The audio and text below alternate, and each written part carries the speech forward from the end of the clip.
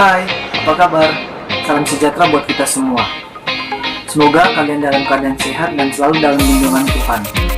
Di sini saya akan memberikan bagaimana caranya agar kita melakukan pembelajaran tidak bosan dan tidak jenuh.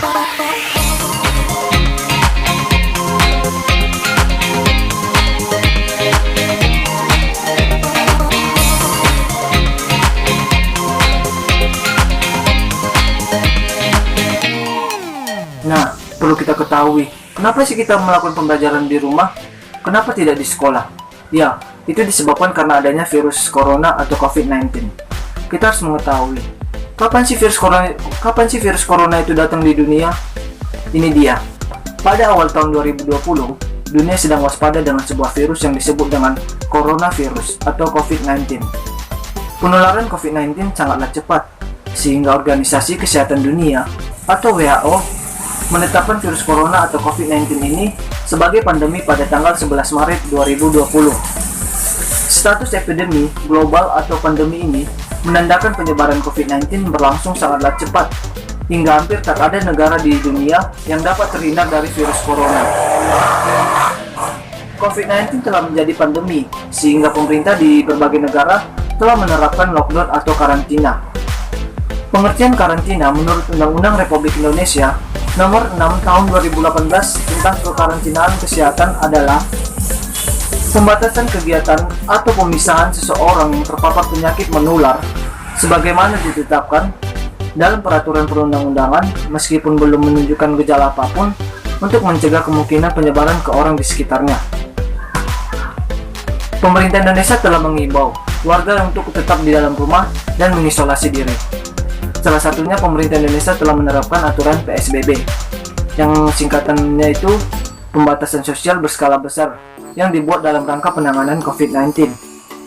Hal ini dilakukan dengan harapan virus tidak menyebar lebih luas dan upaya penyembuhan dapat berjalan lebih maksimal. Dalam usaha pembatasan sosial ini, pemerintah Indonesia juga telah membatasi kegiatan di luar rumah, seperti kegiatan pendidikan yang telah dilakukan melalui pembelajaran online atau daring. Nah, di sini saya akan menjelaskan apa sih yang menyebabkan siswa merasa malas belajar dari rumah. Yang pertama itu ada aktivitas yang monoton. Siswa menjalankan aktivitas yang sama setiap harinya sehingga merasa jenuh. Yang kedua, kesepian. Siswa belajar sendiri tidak bersama dengan teman di kelas.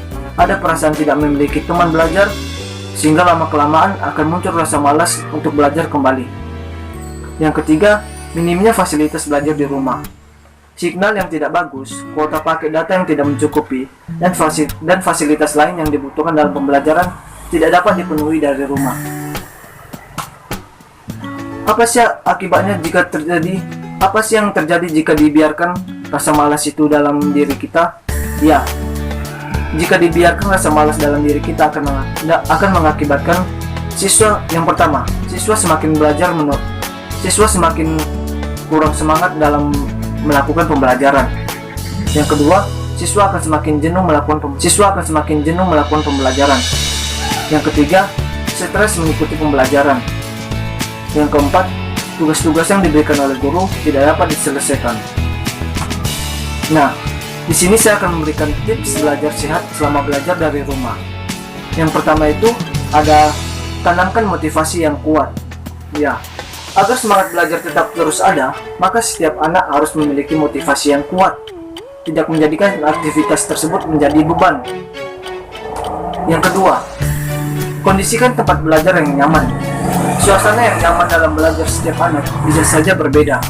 Ada yang dapat belajar harus di tempat yang sunyi atau di tempat sepi, namun tak sedikit pula beberapa siswa yang suka belajar dengan adanya iringan musik yang lembut. Yang ketiga, kita membuat jadwal belajar harian. Buatlah jadwal belajar yang disesuaikan dengan jadwal pembelajaran di sekolah.